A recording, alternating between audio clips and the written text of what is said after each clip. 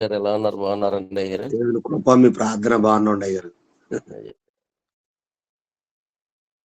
దేవుడు నాకు ఇచ్చిన ఈ అమూల్యమైన సమయాన్ని బట్టి ప్రభు నామాన్ని మహింపరుస్తూ సాత్వికం అనే మాటతో వాక్యాన్ని ఏ, సుమారు చాలా సంవత్సరాల నుంచి క్రమంగా నడుస్తూ వర్గమని దేవునితో సహవాసం కలిగి ఉంటాను. దేవుడిచ్చిన ఈ మంచి భాగ్యాన్ని బట్టి వందనాలండి. మరి యేసు ప్రభు శిలువ ధ్యాన కూడికలు చాలా మందిరాల్లో జరుగుతూ ఉన్నాయి. అలాగే మా మందిరంలో కూడా ప్రతిరోజు జరుగుతున్నాయండి. పగలు ఇంచుమించు 11 నుంచి 2 గంటల వరకు నడదొరు. బ్రాంచ్ మందిరంలోనేమో సాయంత్రం 7:30 నుంచి 9 గంటల వరకు. ఏమైంది దేవుని బిడ్డలారా, యేసుక్రీస్తు గురించి మరి చాలా సంగతులు మనం వింటూ, చాలా సంగతులు మనం నేర్చుకుంటూ, ప్రభువులో ఉన్నటువంటి గొప్పతనం, ఆయన చేసిన త్యాగం, ఆయన ద్వారా మనకు రక్షణ, ఆయన ద్వారా మనకి మారు మనసు, ఆయన ద్వారా మనకు క్షమాపణ, ఇలాంటి సంగతులు ఎన్నో ఈ శిలువ ధ్యాన కూడికల్లో మనం నేర్చుకుంటూ ఉంటాం. ఈ సాత్వికం గురించి ప్రభు అయినటువంటి యేసుక్రీస్తు వారు మత్తయి సువార్త 5వ అధ్యాయంలో సాత్వికులు ధన్యులు, వారు భూలోకమును స్వతంత్రించుకుందరు అనే మాట ఒకటి కనపడుతుంది. నాకు ఇచ్చిన మాటను బట్టి అయితే సాత్వికులు ధన్యులు, సాత్వికం అనే మాటతో ఈ వర్తమానంలోంచి ఒక మాట మీకు జ్ఞాపకం చేయాలని ఇష్టపడుతుంది. సాత్వికులు ధన్యులు. సాత్వికంగా ఉండటం అనేది అదొక ధన్యత అని దేవుడు చెప్తున్నాడు. సాత్వికులు ధన్యులు, అదొక ధన్యత. వారు భూలోకాన్ని స్వతంత్రించుకుంటారు అని చెప్తూ ఉన్నాడు. భూలోకం. ఇంకా మనం దాని గురించి ఆలోచన చేస్తే ఒకటే మాదిరి. యేసు ప్రభువు సాత్వికుడు. ఆయన ప్రపంచాన్ని స్వాధీనపరుచుకున్నాడు, స్వతంత్రించుకున్నాడు. ప్రభు అయినటువంటి దేవుడు ఆయన ఎంతో సాత్వికుడు కనుక ఆయన సర్వ భూలోకము కూడా ఆయన స్వతంత్రించుకొని ఆయన ఒక మాదిరి కలిగిన జీవితాన్ని జీవించినట్లుగా చూడగలం. ఎందుకంటే మనిషికి ఉండవలసింది ఏంటంటే సాత్వికము అనే మాదిరిని చూపినటువంటి దేవాతి దేవుడైన. సాత్వికం అర్థం ఏంటంటే, సాత్వికం చాలా మందిలో ఈ సాత్వికమైనటువంటి గుణలక్షణం ఉండదు. ఎందుకు ఉండదు అంటే ప్రతి విషయాన్ని కోప్పడిపోవటం, తిరగబడటం, మాట అంటే మాట అనేయటం, ఇలాగ మనం చూస్తూ ఉంటాం. దేవుని బిడ్డల్లో కూడా ఇలా కనపడుతూ ఉంటది. అన్యుల్లోనూ కనపడుతూ ఉంటది. అంటే ఈ తిరుగుడు స్వభావం అనమాట. సాత్వికం అనేది చాలా మందికి కాదు, కుదిరే పని కాదనమాట. అలా అనుకుంటే ప్రభు అయినటువంటి దేవుడు ఆయన సాత్వికంగా ఉండబట్టే అన్ని దేశాలు, అన్ని మతాల వారిని, అన్ని కులాలు, అన్ని జాతుల వారిని, అన్ని రకాల ప్రజలను తన వైపు ఆకర్షించబడటానికి ఒకే ఒక్క కారణం ఏంటంటే ఆయనలో ఉన్న సాత్వికం. అంటే దేవుడు ఎవరో మనకు తెలియదు గాని, దేవుణ్ణి మనం ఎప్పుడు చూడలేదు గాని, దేవుడంటే ఇలా ఉంటాడు అని మనకు అర్థం అవ్వటానికి యేసు ప్రభు ఇలా ఉంటాడు. ఆయన ఎంత సాత్వికంగా నడుచుకున్నాడాయన అని మనం చెప్పుకోగలుగుతున్నామంటే అది కేవలం ఆయన్ని బట్టి మాత్రమే. ఏ మానవుని బట్టి కాదు.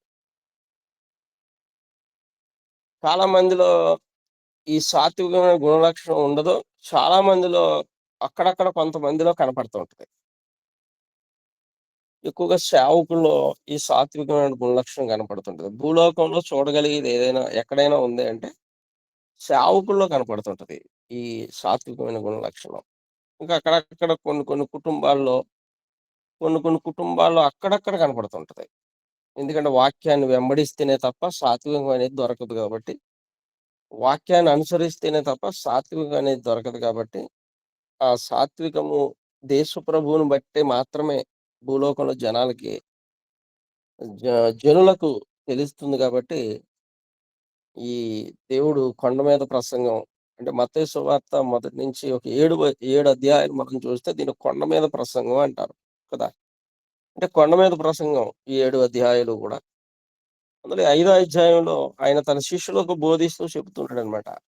ఆయన నోరు తెరిసి బోధిస్తూ, ఇంకా అక్కడ కూర్చున్నటువంటి కొండ మీద ఆయన మాటలు వినాలని కూర్చున్నటువంటి ప్రజలతో, ఆయన దగ్గర ఉన్నటువంటి శిష్యులతో ప్రభువు చెప్తూ ఉన్నారు.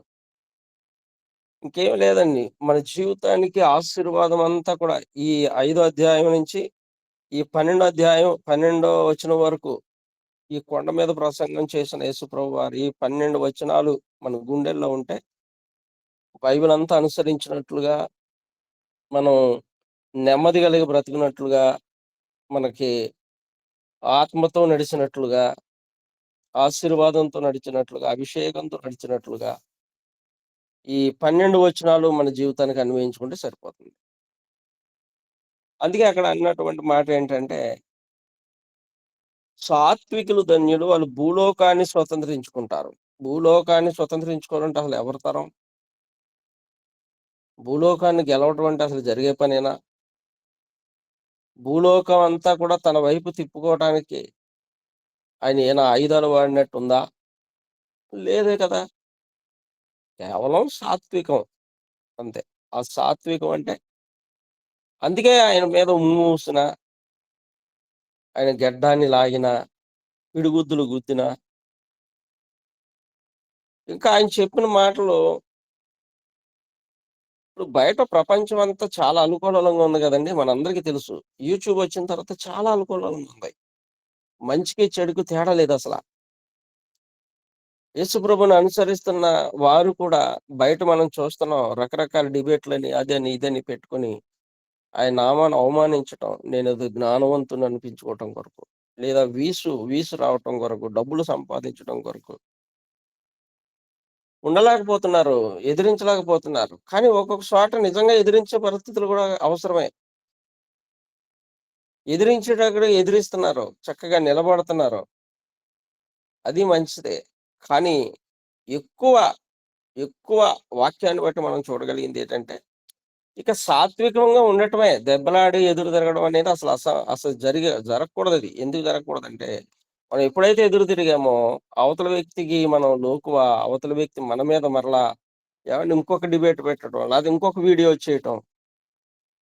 ఇలాగ రకరకాల పరిస్థితులు మనం చూస్తున్నాం. కానీ ప్రభు ఒక్క మాటలోనే చెప్తున్న మాటేంటంటే, సాత్వికులు ధన్యులు. భూలోకాన్ని స్వతంత్రించుకుంటారు. నువ్వు సాత్వికంగా ఉండు.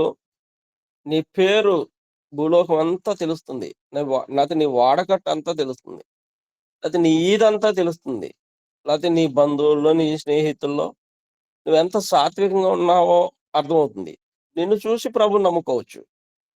చెప్పడం ఏముంది ప్రభువు ఎవరినెప్పుడు ఏ విధంగా ఆకర్షించుకుంటాడో తెలీదు కాబట్టి, సాత్వికంగా ఉంటే ఖచ్చితంగా మనం దేన్నైనా స్వతంత్రించుకోవచ్చు.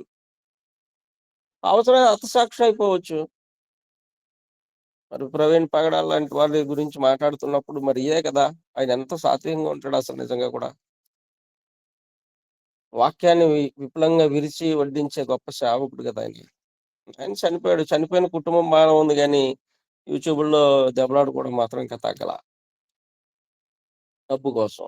కానీ ఆలోచిద్దాం మనం ఇక్కడ. ఒకసారి మనం ఆలోచిస్తే, కొండ మీద ప్రసంగంలో యేసు ప్రభు తన శిష్యులకి ఎంత అద్భుతమైన వర్తమానాన్ని ఇస్తున్నాడంటే, ఆయన చెప్పినటువంటి ఏవండీ ఆ 10 పైనుంచి 10 వచనాలు లేదా పైనుంచి 12 వచనాలు అసలాయన ఎంత మన జీవితాలుగా అన్వయించుకుంటూ, మనం ఎంత గొప్ప సేవ చేయగలం, ఎంత గొప్ప మాదిరి కలిగి ఉండగలం అనేది ఈ 5 అధ్యాయం 5వ వచనం మనకు జ్ఞాపకం చేస్తూ ఉంది. సాత్వికులు ధన్యులన్నట్లు, వారు భూలోకాన్ని స్వతంత్రించుకుంటారన్నట్లు. అందుకే ఒక్కొక్క మాట వింటూ ఉంటే ఆశ్చర్యం వేస్తుంటది.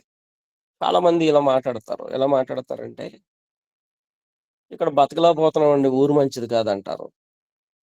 ఊరు మంచిది కాదు. ఊరు మంచిది కాదు. ఊరు మంచిది కాదు. ఎక్కడికైనా వెళ్ళిపోతామండి అంటారు. ఊరు మంచిది కాదనే మాట వాడకూడదు. ఊరు మంచిది కాకపోవడం కాదు. మన నోరు మంచిది కాలేదంతే. నోరు మంచిదైతే ఊరు ఆటోమేటిక్‌గా మంచిదవుద్ది. మన నోరు కంట్రోల్‌లో ఉంచుకోం. పెద్ద చిన్న లేకుండా యేసు ప్రభువుని అంగీకరించి కూడా ఏవండీ, ఒక్క మాట చెప్పనా? మౌనంగా ఉంటే కార్యాలు చేయటం దేవుడు ప్రారంభిస్తాడని. మౌనంగా ఉంటేనే గొప్ప కార్యాలు చూడగలం మనం. మౌనంతోటే సాధించాలి ఏదైనా. ప్రభువు చేసింది అదే కదా!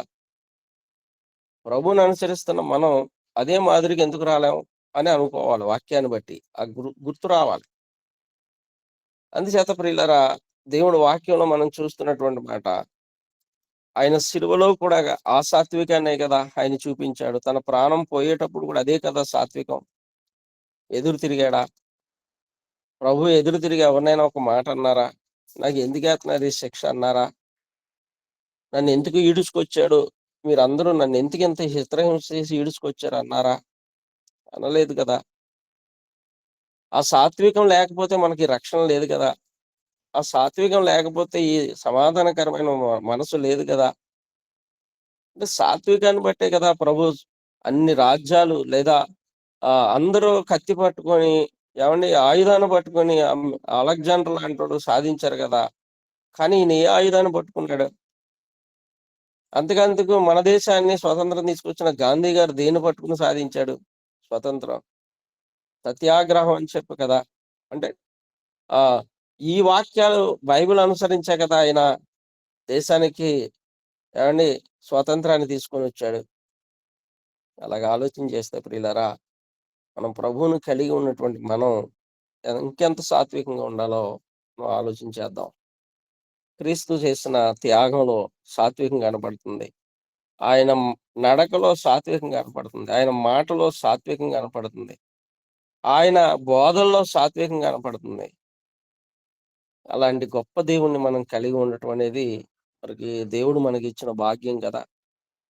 అయితే ప్రియులారా, ఈరోజు మన జీవితాల్లో ఆ సాత్వికం కరువైపోయి రకరకాల, ఏవండీ, స్వభావాలతో మనం దేవుణ్ణి బాధ పెడుతూ బ్రతుకుచున్నటువంటి దినాల్లో మనం ఉన్నాం కదా! చేత ప్రియులారా, మనం గుర్తుంచుకోవాల్సింది ఒకటే ఒకటి. ప్రభు త్యాగాన్ని చూస్తే అందులో మనకి ఏం కనపడాలంటే సాత్వికం కనపడాలి. ఎంత ఎంత దీనుడుగా ఆయన బ్రతికాడు కదా! ఆహ్, ఆహ్, ఈ శిలువ ధ్యాన కూడికల్లో మనం ప్రతిరోజు కూడా ఒక్కొక్క వర్తమానం ఒక్కొక్క రోజు మనం నిర్ణయించుకుంటున్నాం. ఒక్కొక్క వర్తమానం కేవలం ఆయన త్యాగాన్ని గూర్చినటువంటి వర్తమానాలు ఎక్కువ మనం ఇవ్వటానికి ఇష్టపడుతుంటాం. ఆయన త్యాగం, వధకు తేబడిన గొర్రెపిల్ల అంటాడు గదా! అంటే వధకు తేబడిన గొర్రెపిల్ల అంటే వధించబడటానికి సిద్ధంగా ఉన్నటువంటి ఆ సమయంలో కూడా ఆయనలో సాత్వికంగా ఏదో మనకు కనపడుతుంది. చనిపోతాను అని తెలుసు కదా ఆయనకి. ఎంత గొప్ప దేవుడిని మనం కలిగి ఉన్నామండి. ఎంత గొప్ప కార్యాలు చేసే సర్వశక్తి కలిగిన ప్రభువుని అనుసరిస్తున్నామండి మనం. నిజంగా ఎంత గొప్ప ధన్యత. ప్రియులారా, మా జీవితంలో మా యేసు ప్రభువుని నమ్ముకోక ముందు పాస్టర్‌గా నేను రోజు దెబ్బలాడుకునేవాళ్ళం. రోజు దెబ్బలాటే. ఎందుకు దెబ్బలాట అంటే యేసు ప్రభు మాకు తెలీదు. మీకు రోజు దెబ్బలాడుకోవటమే. లోకం గదా! లోకం మీద ఉండేవాళ్ళం గాబట్టి దెబ్బలాడుకుంటూ ఉండేవాళ్ళం. ఆఖరికి దెబ్బలాడ కొట్టుకుంటాం. రక్తాలు కూడా కారిపోయేయి. దవడ మీద కొడితే లేతే మొఖం మీద కొడితే నోట్లోంచి బ్లడ్ వచ్చేసేది. ఇలాగా తల పగలగొడితే తలలోంచి రక్తం గారిపోయేది. ఇలాగా మరి ఆ దినాల్లో పాత జీవితం అంతా కూడా మరి దేవునికి అయిష్టమైన జీవితమే గదా! ఆ జీవితాన్ని ప్రభువుని కలిగి ఉండి గూడా ఇంకా అలాగే ఉన్నామనుకోండి, దేవునికి మహిమేమొస్తుంది మరి? ఆయన మన నుంచి ఏం కోరుకుంటున్నట్టు? ఆ సాత్వికమే లేకపోతే పిల్లలు ఇంకెంత సాత్వికంగా ఉంటారో, మనం సాత్వికంగా లేకపోతే పిల్లలు సాత్వికంగా ఉండగలుగుతారా? నెమ్మదితో ఉండగలుగుతారా? ఉండలేరు కదా! అందుచేత ప్రియులారా, తర్వాత యేసు ప్రభుని నమ్ముకోవటం. ప్రభు ఎప్పుడైతే మా హృదయాల్లో తన వెలుగును పెట్టాడో, నింపారో, మాట మారింది, నడక మారింది, ఆలోచన మారింది. టోటల్‌గా మనస్తత్వాలే మారిపోయినాయి. ఆవిడే మారిపోయింది. నేను మారిపోయాను. ఆ ఇద్దరిని చూస్తున్న పిల్లలు కూడా వారి మటుకు వారు దైవ భయం కలిగి మరి లోకంలో దేవుని మాదిరిగా చూపించడం కొరకు వారు కూడా అలాంటి మనసును చిన్నపిల్లలప్పుడే వారికి క్రీస్తుని గురించినటువంటి బోధ మనం ఎప్పుడైతే చేస్తామో, ఆ పిల్లలు కూడా తప్పురా ప్రభు మనకు మాదిరి చూపించారు. మనం అలా అనకూడదు, మనం ఇలా అనకూడదని వాళ్ళకి నేర్పినప్పుడే కదా వారు కూడా మనం ప్రభువు ద్వారా ఆళ్ళు కూడా నేర్చుకుంటూ ఆయన్ని అనుసరించి ముందుకు వెళ్ళటానికి వాళ్ళకొక మాదిరిని మనం చూపించగలిగిన వారం అవుతాం.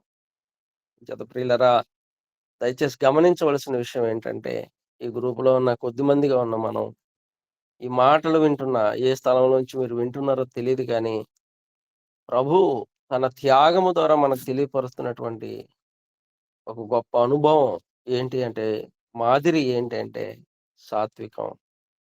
ఈ సాత్వికం ద్వారా ఆయన ప్రపంచాన్ని జయించాడు. చాలా మంది కత్తులట్టుకొని జయించారు మనకు తెలుసు. నెపోలియన్ లాంటోళ్ళు, అలెగ్జాండర్ లాంటోళ్ళు. కానీ వాళ్ళు మరణించారు. దాన్ని సాధించామనుకున్నారు కానీ, తర్వాత వారు ఆకతితోటే మరణించినట్లు, లేదా తర్వాత దినాల్లో ఆయన మరణాలు పొందినట్టు. కానీ మన మన మన దేవుడైతే కేవలం మౌనంతో, అందుకే ప్రభు అపోస్తలుడు పౌలు మాట అంటాడు. ఏంటి ఆ పౌలు అన్న మాట ఏంటంటే, మీరు నష్టపరుచుకుంటేనే తప్ప బహుమానం దొరకదు అంటాడు. బహుమానం దొరకాలంటే నష్టపరుచుకోవాలి. నష్టపరుచుకోవాలంటే మౌనంగా ఉండాలి. దేవునికి అప్పగించేయాలి. దేవుడు చూసుకుంటాడని నోటితో అంటం గాదు. దేవుడికి అప్పగించినప్పుడు మనం మౌనంగా ఉండగలిగినప్పుడు, అందుకే కదా ఆహ్, ఆహ్, ఆ దైవ వాక్యం చెప్తున్నాడు. వధకు తేబడిన గొర్రెపిల్ల అంటాడు. వధకు తేబడిన గొర్రెపిల్ల. వధించబడబోతున్న గొర్రెపిల్ల. అంటే తన మరణం గూడా చంపుతారని తెలుసు కదా! అయినా సరే ఆయన ఎందుకు అంత మౌనంగా ఉన్నాడు? ఆ ముందు కాలంలో పాత నిబంధన కాడికొస్తే అబ్రహాం జీవితంలో గూడా మనం చూడగలుగుతాం. ఒక ఒక చిన్న మాదిరి ఆయన దగ్గర కూడా. అంటే తన బిడ్డను బలిస్తున్నప్పుడు వధించితే బిడ్డ చచ్చిపోతాడని తెలీదా? మరణిస్తాడని తెలుసు. కానీ దేవుని మాట మానవుడు నెరవేరిస్తే ఎంత గొప్ప అద్భుతం, ఆశీర్వాదం. ఆయన మనకొక మాదిరిగా పెట్టటానికి దేవుడు అలాంటిది ఆ అబ్రహామును మనకు చూపించడం కొరకు, అతనిలో ఉన్నటువంటి ఆ గుణలక్షణం సాత్వికంగా దేవుడి మాట విని, ఆయన అడుగుజాడల్లో నడుస్తూ, ఆయన చెప్పింది చేస్తూ, ఆయనకు అనుకూలంగా మారిపోతూ, నాకెందుకులే దేవుడిదే కదా అంతా అనుకునేటువంటి ఆ మనస్సు అతను కలిగి ఉండటం. మరి ఇంక చాలా మంది కదా మన పరిశుద్ధ గ్రంథంలో ప్రతి భక్తుడి చరిత్ర చూసినా, ప్రతి ఒక్క దైవజనుడు కాదు. చాలా మంది దైవజనులను పౌలు దగ్గరే ఉన్నటువంటి చాలా మంది స్త్రీలు కూడా, పత్రికల్లో చాలా మంది స్త్రీలు కనపడతారు మనకి. ఈ 13, 14 పత్రికల్లో చాలా మంది స్త్రీలుంటారు. ఆ స్త్రీల జీవితాలు మనం చూస్తే వాళ్ళందరూ పరిచారం చేశారని, ఉపచారం చేశారని, ఏవండీ? ఫిబే అనే స్త్రీ గురించి చూడొచ్చు మనం. ఇలాగా మగ్దలేనే మరియ గురించి, లేతే ఇంకా పౌలు గారు కింద ఏవండీ? ఆహ్, చాలా మంది స్త్రీల గురించి మనం వర్తమానాలు చెప్తుంటాం. వాళ్ళందరూ కూడా చూడండి, యేసు ప్రభువుని నమ్ముకున్న తర్వాత, నమ్మక ముందున్న జీవితం, నమ్మిన తర్వాత ఉన్న జీవితం ఎంత వ్యత్యాసం కనపడుతుందో మనకు ఒకసారి మనం గ్రహించాలి ప్రియులారా. అందుచేత ప్రభు ద్వారా మనం నేర్చుకోవాల్సింది ఒకే ఒక్క మార్గం లేదా ఒక అనుభవం ఏంటి అంటే సాత్వికం. కొండొచ్చి మీద పడిపోయినా మనం మౌనంగా ఉండగలిగేలా ఉండాలండి. అప్పుడు మన జీవితాల్లో దేవుడు కార్యాలు చేయటం ప్రారంభిస్తాడు. కొండొచ్చి మీద పడిపోయినా అంటే అర్థం ఏంటంటే, ఎంత పెద్ద సమస్యొచ్చినా మీద పడిపోనివ్వండి. లేతే ఎంత పెద్ద మాట అనేనివ్వండి భర్తనైనా, భార్య అయినా, మనం మాత్రం మనలో ఉన్న ప్రశాంతత మాత్రం పోగొట్టుకోకూడదండి. నేను 2026లో, 25లో ఈ 2 ఈ ఈ ఆశీర్వాదం తప్పక నేను చూస్తున్నానండి. 2025 అంతా కూడా ప్రశాంతత పోగొట్టుకోకుండా ఆత్మదేవుడు కాపాడుకుంటూ వచ్చాడండి నన్ను.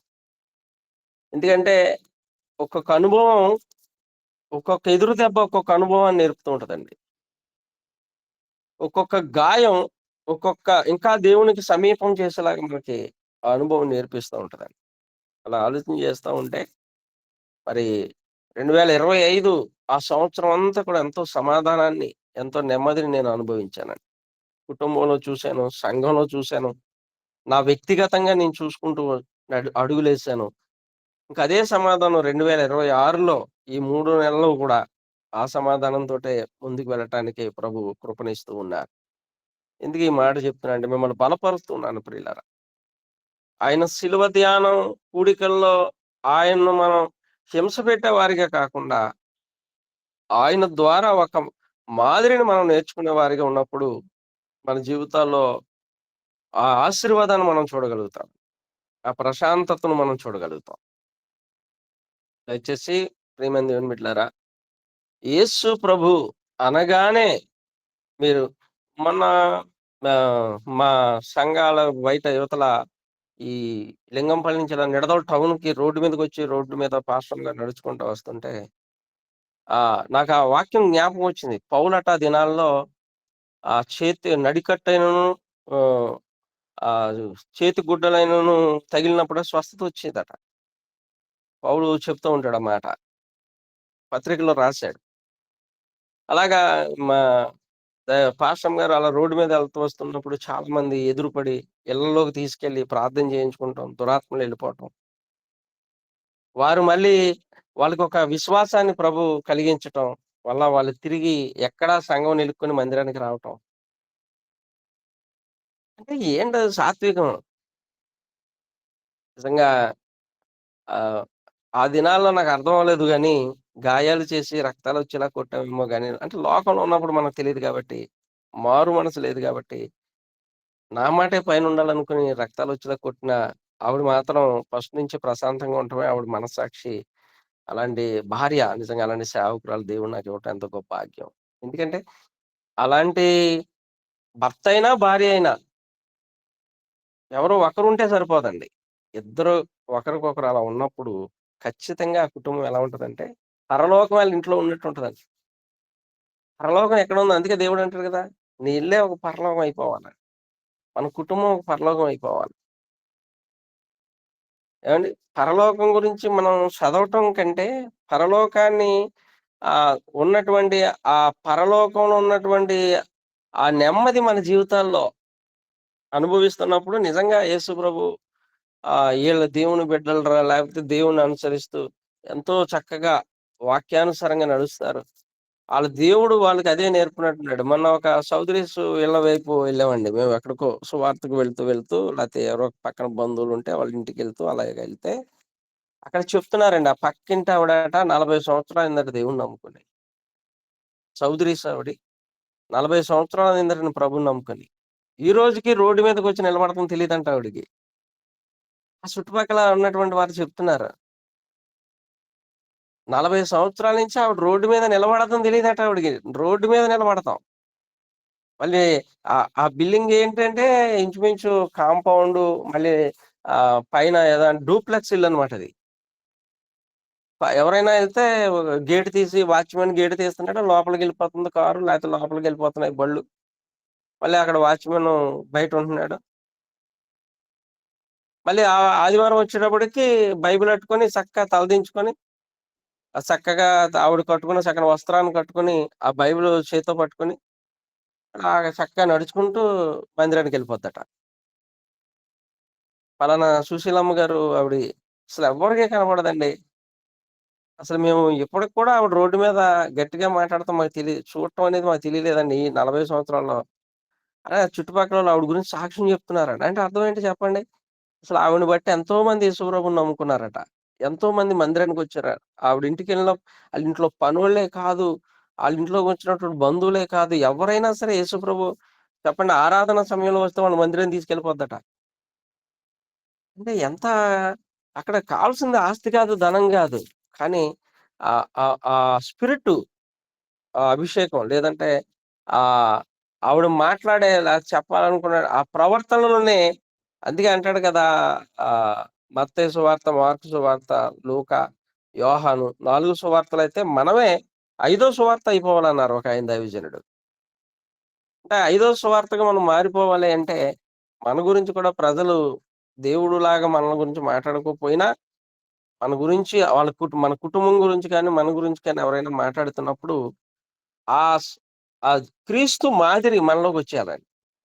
ఎప్పుడొస్తది చెప్పండి? ఎలాగ ఎప్పుడొస్తదంటే, ఆయన సిలువలో ఎందుకంత త్యాగం చేయవలసొచ్చింది అంటే, కేవలం మనం యేసు ప్రభువుని నమ్ముకుని ఆయన సిలువ త్యాగాన్ని గుర్తు చేసుకుంటూ, మన బ్రతుకుల్లో, మన జీవితాల్లో అది కనపడకపోతే, ఇక మరలా ఆయన మనం సిలువ వేస్తున్నట్టే గదా! ఆయన మరలా ఇంకా మనం సిలువ వేస్తున్నట్టే. అందుచేత మనం ఆయన సిలువ వేసేవారిగా కాకుండా, మన సిలువను మనం ఎత్తుకొని అంటాడు. పేతురుకి ఒకసారి డౌటొచ్చి, లేతే దైవజనుడు ఒకాయన, శిష్యుడు ఒకాయన మాట్లాడుతూ దైవజనుడు ఇలా మాట్లాడతాడు. "ప్రభా! మేము నిన్ను సమస్తం విడిచిపెట్టి నీ ఎనకాల వచ్చేస్తున్నాం. నీ ఎనకాల వచ్చేయటం వల్ల ఏంటి మాకు ఉపయోగం" అని అడుగుతాడు. అంటే ఆయన యేసుప్రభు వాళ్ళకి ఒక అక్కడ చిన్న బోధ, చిన్న వాక్యాన్ని అక్కడ చూపిస్తుంటాడు. ఇదిగో నన్ను వెంబడించాలి అంటే, తల్లినైనా, చెల్లినైనా, నీ బిడ్డలనైనా, ఇల్లునైనా, ఆస్తినైనా, దేనినైనా విడిచిపెట్టి నా సిలువని ఎత్తుకొని నన్ను వెంబడించంటాడు. అంటే ఆయన వెంబడించాలి అంటే, ఆయనలాగా మన జీవితం ఉండాలి అంటే, ఎవ్వరి వైపు మనం చూడటానికి అవకాశం లేదు. ఎవ్వరి వైపు చూసే అవకాశం మనకు ఇవ్వకూడదు మనం. ఎందుకంటే దేవుణ్ణి తగ్గించకూడదు. ఆయనకి అవమానకరంగా మనం బ్రతకూడదు. మనం సిలువని ఎత్తుకోవాలి. ఓహో! ఈ శ్రమ దేవుడు అనుమతి ఇచ్చాడు నా జీవితంలో. ఈ కష్టం దేవుడు నాకు అనుమతించాడు. ఈ నష్టం దేవుడు నాకు అనుమతించాడు. ఆ పరలోక బహుమానాన్ని, ఆ జీవ కిరీటాన్ని పొందటానికి ఈ భూలోకంలో దేవుడు నాకు ఈ కాడిని లేదా ఈ సిలువను ఎత్తుకోమన్నాడు. ప్రభు చెప్పారు నా కోసం. ఆ వాక్యం నాకు కూడా, అది కూడా నేను నెరవేర్చాలి. ఆ వాక్యం నాకే చెబుతున్నాడు ప్రభు. ఎవరు తన సిలువను ఎత్తుకొని నన్ను వెంబడిస్తాడో వాడు నాకు శిష్యుడు అన్నాడు. అంటే ఆయన సిలువను ఎత్తుకుంటేనే తప్ప మనం ఖచ్చితంగా పరలోకం వెళ్ళలేమండి. పరలోకం వెళ్ళలేనటువంటి భక్తి మనకు అవసరం కూడా లేదు. అసలు క్రీస్తును కలిగి ఉండటమే పరలోక భాగ్యం కొరకు కదా! అలాంటప్పుడు ప్రియమైన నా దేవుని బిడ్డలారా, నాతోటి శైవ సేవకులైనటువంటి, లేతే దేవుని మాటలు వింటున్నటువంటి విశ్వాస బృందమైన మీకొక్కటే నేను చెప్పగలిగేది, దేవుని వాక్యంలో నాకిచ్చిన అంశంలో, సాత్వికులు ధన్యులు వారు భూలోకాన్ని స్వతంత్రించుకుంటారు. మనము కూడా సాత్వికంగా ఉండటానికి చాలా ప్రయత్నం చేద్దాం. మన వాడకట్టును మనం గెలుద్దాం. మన కుటుంబాలు మనం గెలుద్దాం. ఆయన ప్రపంచాన్ని గెలిసాడు, సర్వలోకాన్ని గెలిసాడు కానీ, మనం మాత్రం చాలా మందిని గెలవలేకపోతున్నాం. ఆయన గెలవాలి అంటే, ఈ సాత్వికం మన జీవితంలో ఎంతైనా అవసరం అండి. ఆయన యేసు ప్రభువారు బోధలో వినేవారిగా కాకుండా, బోధను అనుసరించి నడిచేవారిగా మనం మారిపోయినప్పుడు, అంతేకాదు ప్రభువారి జీవితంలో ఆయనండి సిలువకు అప్పగించే ముందు ఎన్నో స్థలాలు మార్చారు గదా!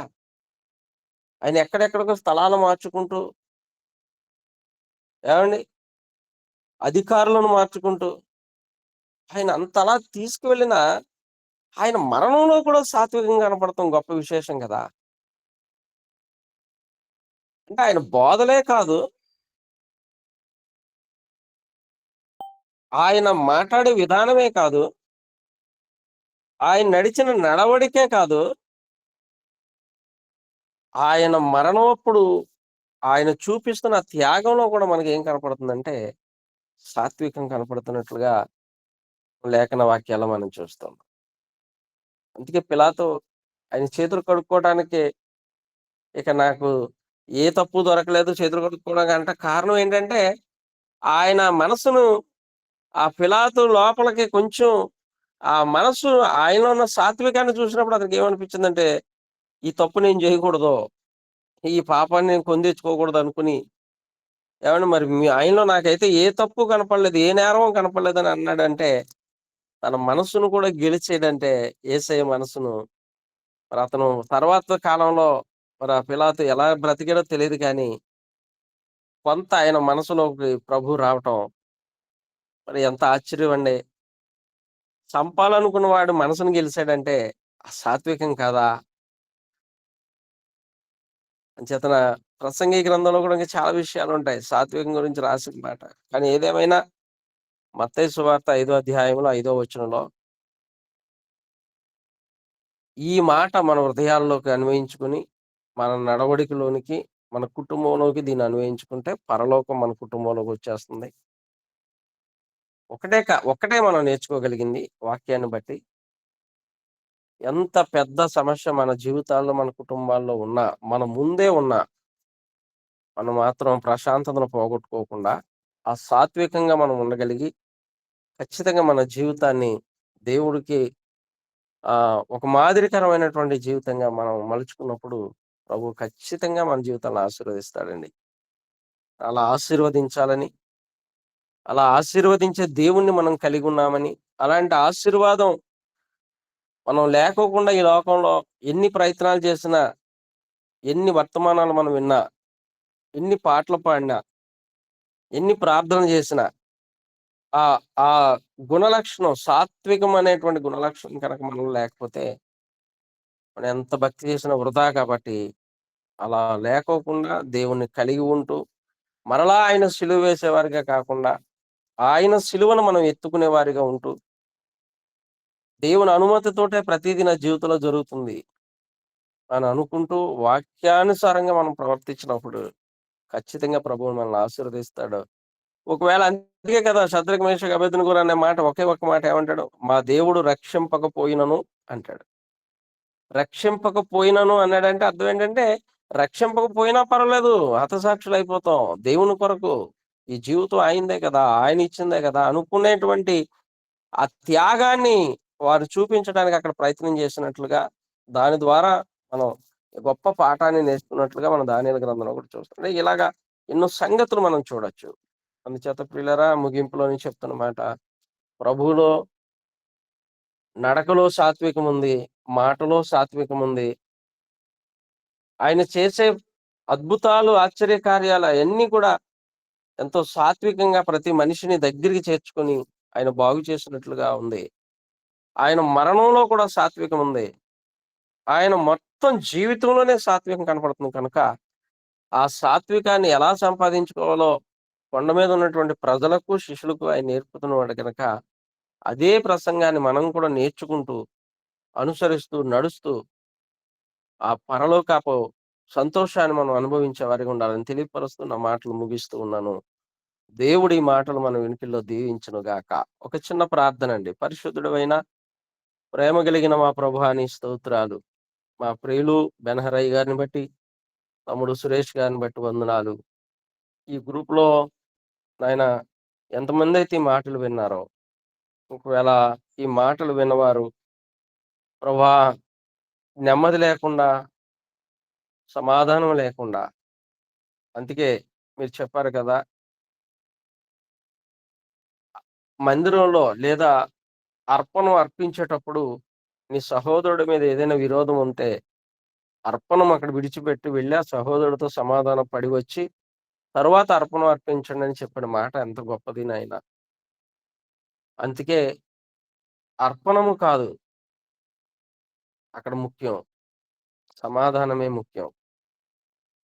అన్నట్లుగా ఎన్నో సంగతులు మీరు మాకు బోధ చేశారయ్యా. మంచి బోధకుడు తండ్రి నీవు. ఆ బోధల ద్వారా ఎంత గొప్ప సాత్వికాన్ని మాకు చూపిస్తూ ఉన్నావు తండ్రి.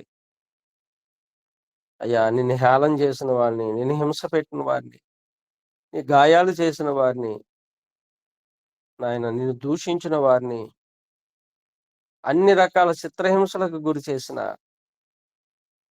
ఒక్కటే చేయగలిగావు ప్రభువా. ఆ సాత్వికాన్ని బట్టి భూలోకాన్ని స్వతంత్రించుకున్నావు. తండ్రి మరి మేమేమి నేర్చుకోవాలి తండ్రి? ఎలా నేర్చుకోవాలి ప్రభా?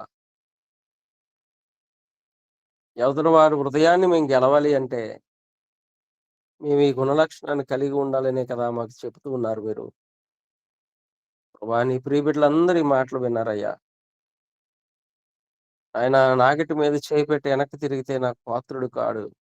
నన్ను వెంబడించాలని మీరు చెప్పారు ప్రభా. నీ సిలువను ఎత్తుకోకుండా, నీ సిలువను మోయకుండా, ప్రతిదినము నీ సిలువను మేము మోయేవారిగా లేకుండా ఉంటే నీకు మాదిరి మాలో ఏముందయ్యా? అలాంటి జీవితాలు మా ప్రియ బిడ్డలందరికీ మీరు అనుగ్రహించమని, ఈ అనుభవం ద్వారా వారు ఒక గొప్ప ఆత్మీయతను కలిగి ఉండటానికి సహాయం చేయమని, ఈ గ్రూప్‌లో ఉన్న బిడ్డలందరినీ దీవించమని, ఆశీర్వదించమని, వారి కుటుంబాలు, వారి బిడ్డలు, పనులు, చేతి పనులు, ఉద్యోగ, వ్యాపార, వ్యవసాయ పనులు అన్ని విషయాల్లోని బిడ్డల తోడు నడిపించమని, మీరే మహిమ, ఘనత, ప్రభావాలు పొందుకోమని యేసు పరిశుద్ధ నామములో అడుగుచున్నాను తండ్రి. ఆమేన్. ఆమేన్. సమయం ఇచ్చిన సేవకులకి వందనాలండి, తమ్ముడికి. శ్రేష్టమైన వర్తమానాన్ని అందించినటువంటి జీవన్మూర్తి గారికి కల్వరి క్రీస్తు పరిసర తరపున ప్రత్యేక వందనాలు. విరామం లేని సేవ చేస్తూ అనేక ప్రాంతాల్లో ఉదయం దండయాత్ర, సువార్త